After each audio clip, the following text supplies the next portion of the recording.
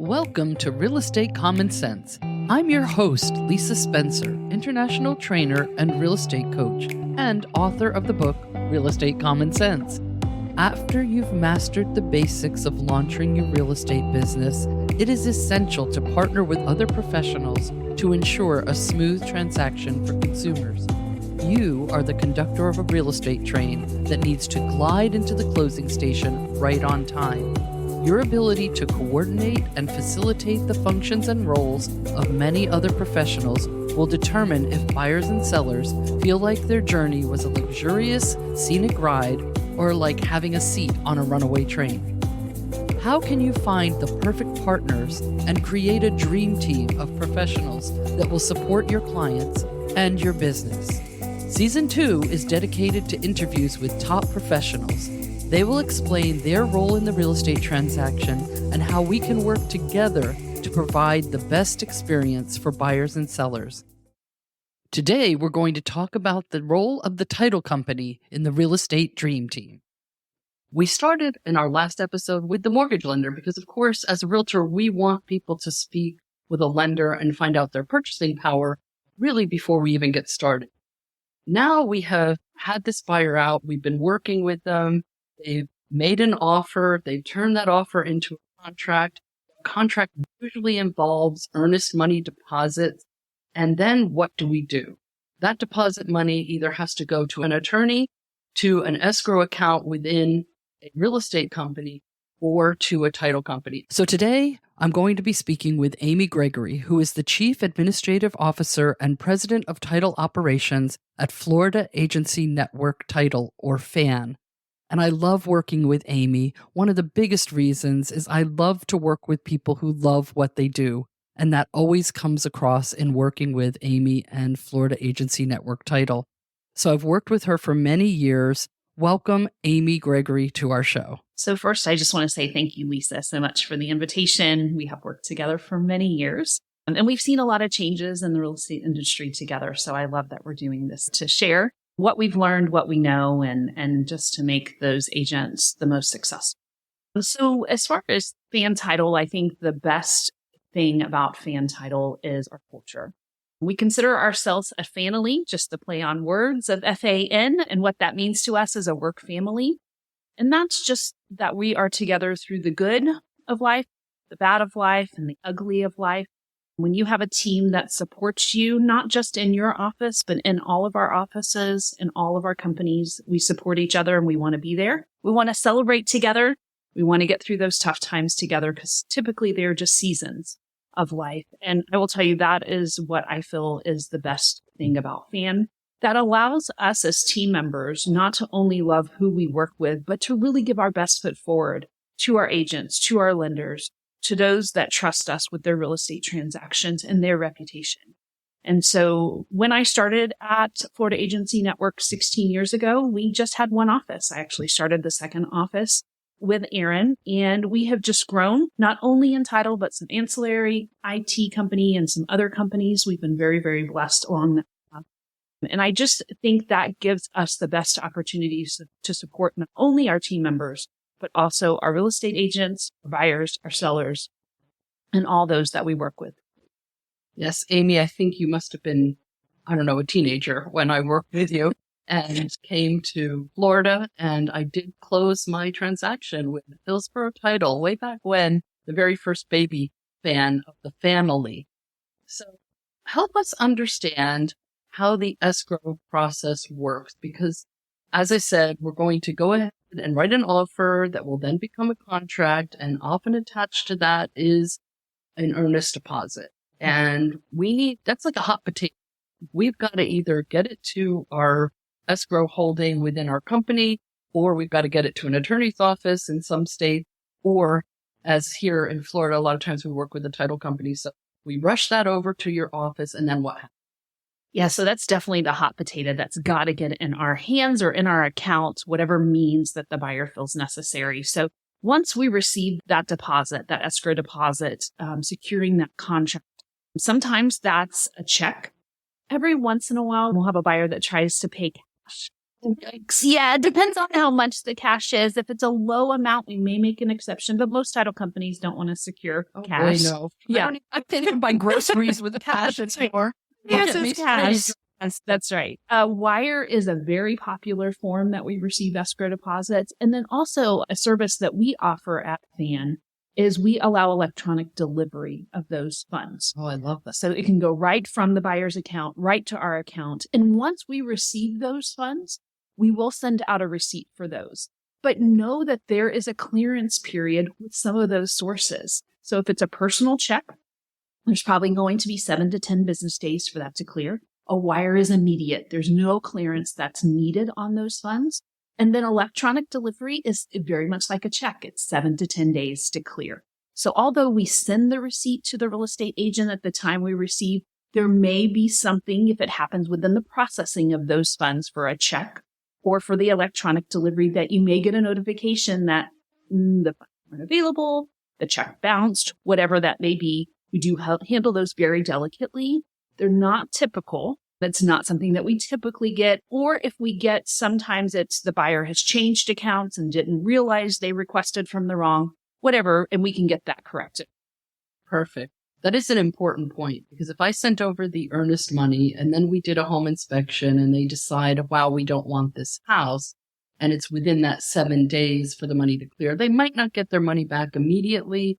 But obviously, as soon as that clears, you're going to get it to them. So I think that's a really good expectation that we should set with buyers. If we decide not to buy this house, we do have to wait for a clearing time before you'll get your earnest money back. Or we can just leave it with the title company and you can switch contracts, correct? That's correct. That's correct. So as long as we have a cancellation of the first, right, then we would remove that from that property and then replace it with the new property. That is no perfect, because people just don't like the hassle of letting their money float around all over the place.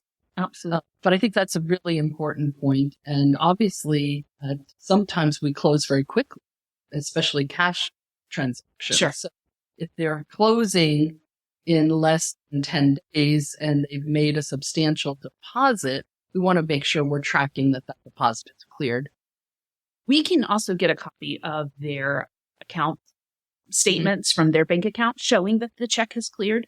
We've had to do that with certain situations where they do want to close really quick. They put on a $10,000 personal check. Yeah. So we'll just ask for proof that it has cleared, or statement from the bank, or whatever that situation. So we'll take those on a one-off basis. And that's why we love working with the family, because you always find a way to say yes. That's I right. love that. Okay. So I would like to just share, because some of the people listening to our podcast are brand new agents. And in today's world, communication is something that we talk about a lot and sometimes fail to do effectively. Sure. So what does ideal communication from a realtor look like for you? What is the best way to communicate, and how often should we communicate with the title company? Help us.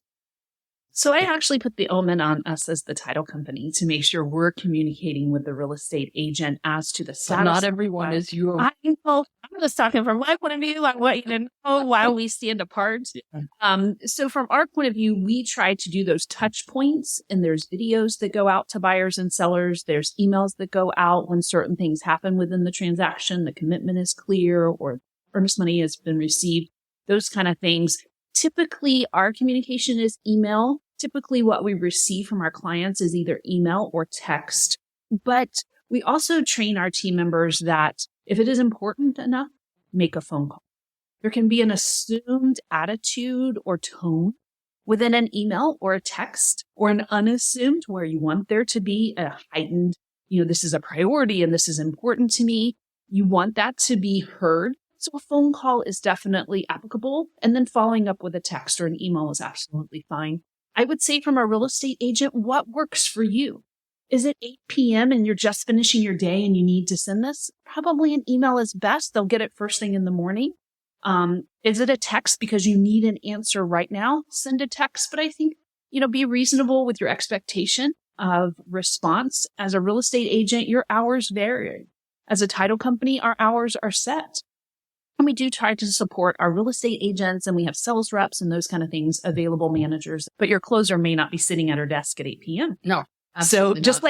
like you may not be sitting at your desk at 8 a.m. Right. and they may be. So I think just depending on the urgency, but if you have a question or you have a need or you just want to make sure, we would much rather you ask us and us be able to clarify that with you or answer a seller's question or whatever that may be because they're more comfortable coming to you. We want to be that relationship base with you that you can always reach out. I love that. And I've always felt very welcome to call or text or email. I always describe our role as realtors as the conductor of the train. And I love that you guys work and with that same assumption. But assumptions can be dangerous. And I feel it's really important as an agent to just establish a few touch points. And here are mine, and you can validate or correct what I feel our touch points are. Escrow, I want to make sure that the file has been started.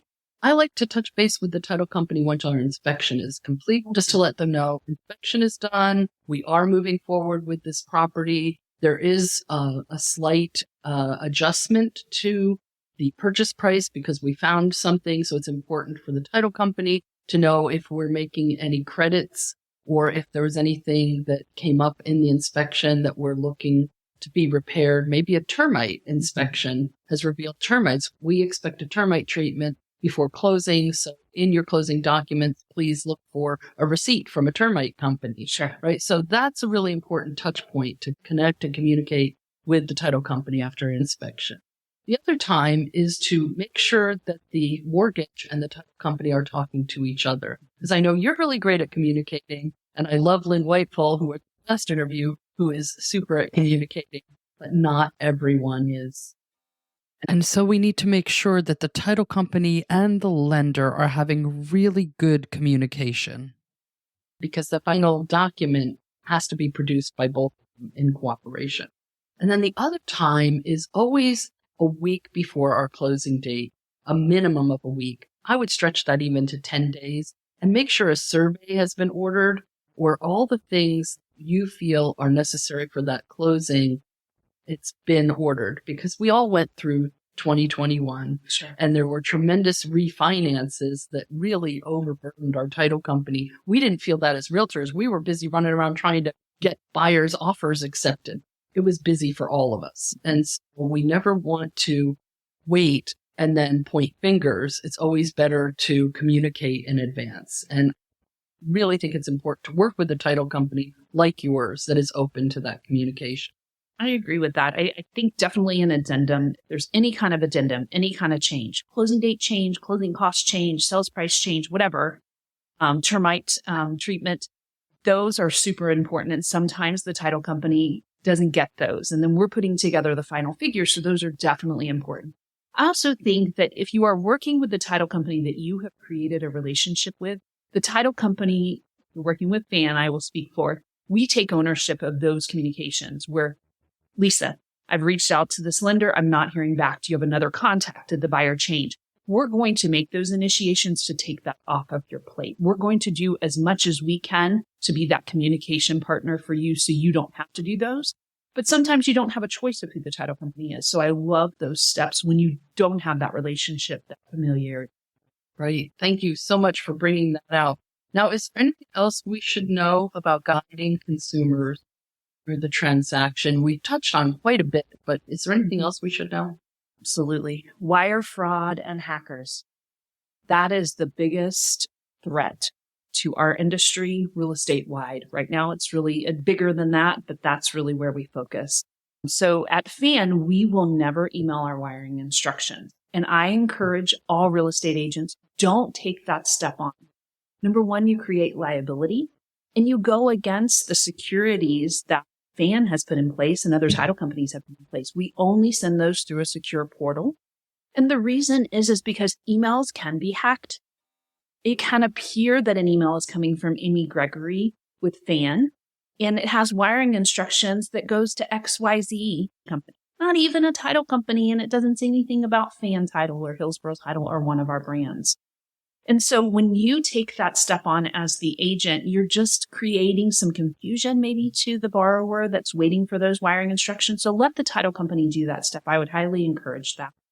And make sure the title company you choose to use, if it's outside of FAM, that they have those protocols in place. The buyer needs to know about wire fraud, also needs to know about email fraud. Someone will pose, they'll put an extra I in the email address. You don't catch that there's an extra I, and it's not really Amy Gregory that's sending it. It's not really Lisa Spencer that's sending it. It's someone else that's just posing as Lisa or posing as Amy. So I think that education is super, super important. And our initial calls to the buyer and seller is something that we cover just to make them aware, because they don't do this every day, even every year.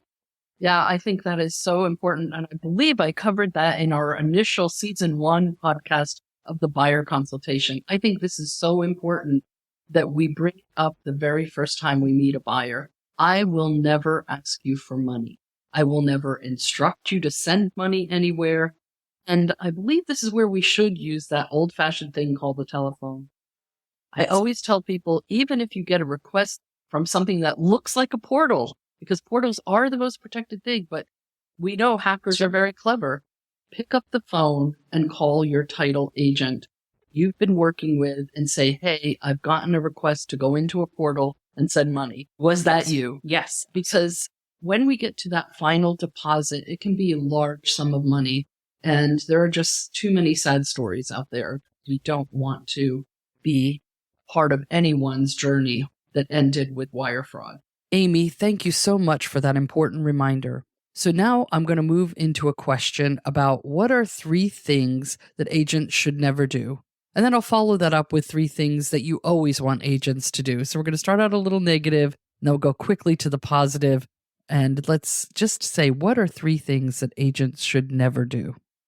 So one, I would kind of already mentioned, is sending wiring instructions. I think in any transaction, don't take on a role that's not yours, especially in this world that we live in now. 10 years ago, maybe we could have done that. 2, never overpromise. When you overpromise, especially something out of your control, I look at a transaction as puzzle pieces and putting a puzzle together, and there's so many people involved and circumstances that a closing goes successfully, smoothly, as less stress as possible. So just don't overpromise, and then make sure that you are not advising your client of anything that could be termed as legal. If you're not an attorney, make sure you have an attorney as part of your referral network that those clients that need that advice. Let's say it's a mother and son going in title, and you're like, oh, you should go in title this way for vesting. Probably a legal role that needs to be played by an attorney. Or at the minimum, talk to the title company to see what advice they have. We have some documentation we can send out that our attorneys have put together so that it's informing the buyers as to what they're signing up for vesting. So just make sure you don't cross those lines, and you be the real estate professional and expert, and let the legal experts and the title experts and the lending experts be theirs. That is super good advice. So what 3 things should we always do? All right. Think, and I alluded to this, is working with a title company, a lending company, an inspection company that you trust. Creating those relationships is the base of our business. And I will tell you, I have been super blessed with amazing people that have worked with me for years. And they know me. I know them. I want to make them look good to their clients, and I want us to look good. I want all of our companies. So having those deep-seated relationships, I think, are super, super important.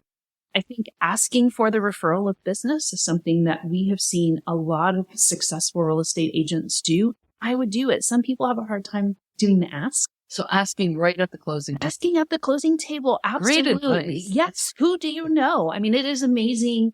Even sometimes friends that don't know exactly what a title company is, they don't know exactly what I do in referring their deal to one of our title brands. So I think asking, and when you're communicating. And then another thing I would do is just stay in your client's thoughts. So whether that's email, whether that's a Christmas card, whatever that may be, always stay in their thoughts. So there was a realtor in the local area that had done some business with my parents years ago, and every year they got something from him. Every year. So, when they went to sell their house, who do you think they thought of? Just because he stayed in their thoughts. So you're saying don't end the relationship at the closing table. I know. No, can't say that enough. Yes, absolutely. So I think that's definitely 3 things that would help an agent's business be more successful. I 100% agree. We actually recorded a previous podcast titled 8 Ways to Touch Your Sphere of Influence, and absolutely every person you've ever worked with is now a part of your sphere of influence. So, as you said, please don't forget about them. That's really wonderful advice. Thank you so much. I think we all learned a little bit more about the title business today. It's been very informative for me, and I hope it's also been informative for our listeners. So let's end with a question of what you are grateful for, because this is a lesson that I want to bring to every podcast, regardless of the business I'm interviewing. So thank you so much for answering kind of a personal question. So I'm a faith-based woman. So I'm definitely grateful for my faith. My family is super important to me. We live on a family compound. So I'm surrounded by family, and I'm super, super grateful for that. I think God has definitely paved my path in life. And I think sometimes even things that I've struggled with at the time, I'm like, why am I going through this? Why am I struggling with this? But maybe a year later, 5 years later, 10 years later, I realized why I went through what I went through. And I think recognizing that the difficult times really make you stronger, prepare you for something that's to come. And I'm super grateful for my career path. I started in the title business when I was in high school. I started answering the phone at a title company because I had to have a business job with the business course I was in high school. And really, I just fell into title. I fell in love with title. I did every step of title to get where I am today. And I am so, so grateful for that. I'm just super grateful for my career path, the amazing mentors that I have had along the way. I will never forget them. And I think that's allowed me to be the leader I am too, is because I recognize that with our team members that start with us, or those that are at their 5th year or their 10th year or their 15th year in their career. Like, remember those. And I try to stay grounded with that, to never forget where you've come from and who's helped to get there. Well, that is a great way to end every day, and it's a great way to end our podcast. One of the things I'm grateful for is our relationship, Amy Gregory, and thank you so much for being here. I look forward to many more years with Florida Agency Network Title. We hope you enjoyed our interview with Amy Gregory from Fan Title, and I hope that you learned some things that maybe you weren't aware of about the title process. Please tune in to our next episode of Real Estate Common Sense. This is Lisa Spencer, sending love and wishing you success.